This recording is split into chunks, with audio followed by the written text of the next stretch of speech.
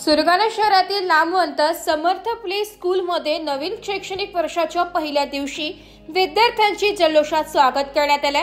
लहानग्यांसाठी रंगीबेरंगी फुगे, खेळणी, कार्टून पात्रांचे सजीव दर्शन तसेच फुलांची सजावट आणि आकर्षक सेल्फी पॉइंट यामुळे संपूर्ण परिसर आनंदमय झाला होता।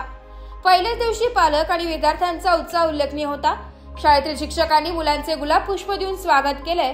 काही शिक्षकांनी कुकडू कू आणि गाणी, गोष्टी व नृत्याच्या माध्यमातून मुलांना रमवण्याचा प्रयत्न केला। काही ठिकाणी मुलांच्या नावांची ओळख करून देत आपुलकीचे वातावरण निर्माण करण्यात आले।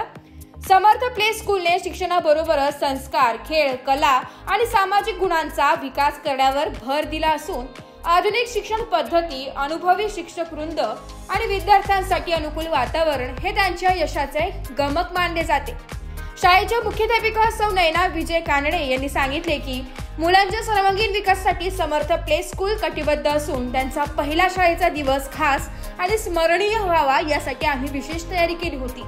पालक वर्गाकडूनही शाळेच्या उपक्रमांचे कौतुक करण्यात आले।